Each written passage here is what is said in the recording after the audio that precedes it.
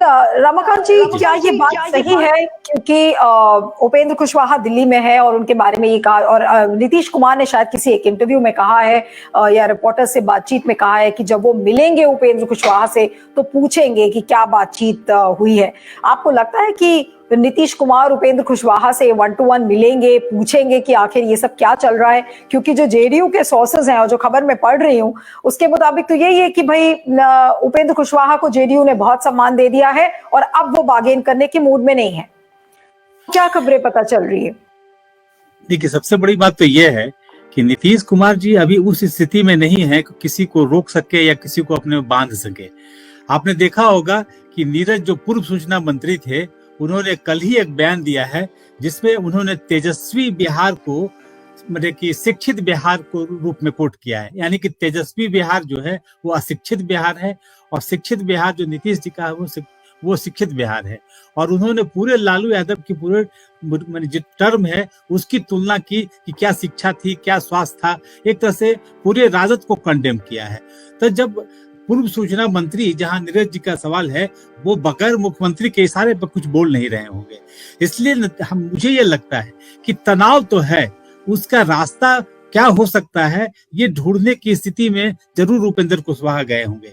ऐसी बात नहीं है कि राजद की तरफ से भी नाराजगी नहीं है, इसलिए नाराजगी तो है, लेकिन नाराजगी को किस तरह से ये भुनाते हैं ये देखना होगा।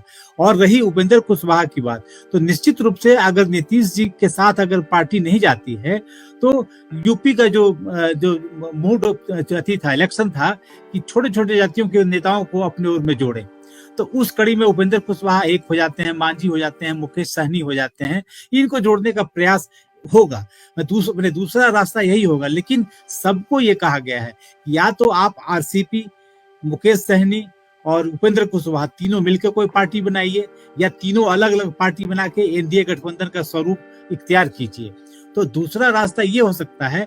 और पहला रास्ता है कि अगर अंगद बन के गए हैं और नीतीश जी की परेशानी को सामने रखते हैं, सहयोगी दल या अलग पार्टी बनाते हैं, ये एक साथ आएंगे तो इनका वोट बैंक भी अलग अलग है। कुशवाहा का वोट बैंक अलग है, सैनी का वोट बैंक अलग है, तो ये कैसे इम्पैक्ट करेगा? वोट बैंक की जो राजनीति है उस पर क्या असर होगा इसका, और बीजेपी को इससे कितना फायदा मिलेगा? क्या बीजेपी, नहीं, मेरा एक सवाल है कि बीजेपी के बारे में ये कहा जाता है कि देखिए सारे जो उनके अलाइज हैं छिटक गए, तो क्या अब बिहार से बीजेपी को एक इंस्टेंट रेसिपी मिलेगी कि अचानक से आपको 3 सहयोगी दल मिल जाएंगे और आप ये कहने को हो जाएगा कि देखिए बीजेपी के साथ अचानक से 3 पार्टीज आ गई अलग अलग?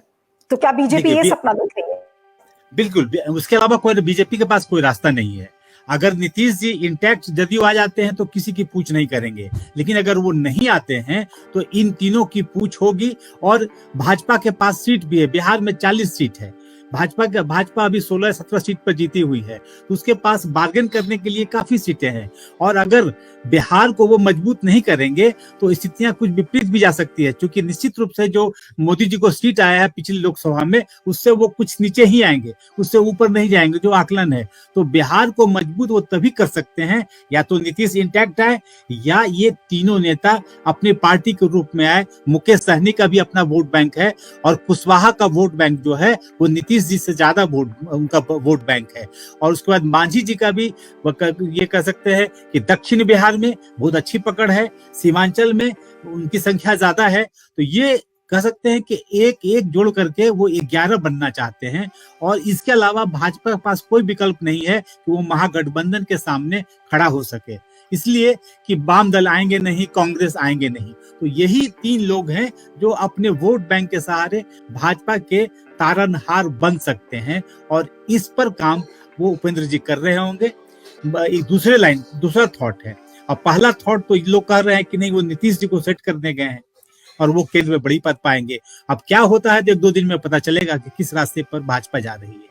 लेकिन दीपक जी, जब आप बात कह रहे थे कि कोई ना कोई समाधान निकालने की कोशिश की जाएगी ताकि महागठबंधन टूटे ना, अब वो समाधान क्या हो सकता है? मान लीजिए कि अगर नीतीश कुमार एक दूसरे विकल्प के रूप में देख रहे हैं कि उपेंद्र कुशवाहा को डिप्टी सीएम बना दिया जाए, उसकी पॉसिबिलिटी आपको लगती है? क्योंकि फिर आरजेडी और जेडीयू में और तनाव बढ़ जाएगा अगर दूसरा डिप्टी सीएम बनाया जाता है तो।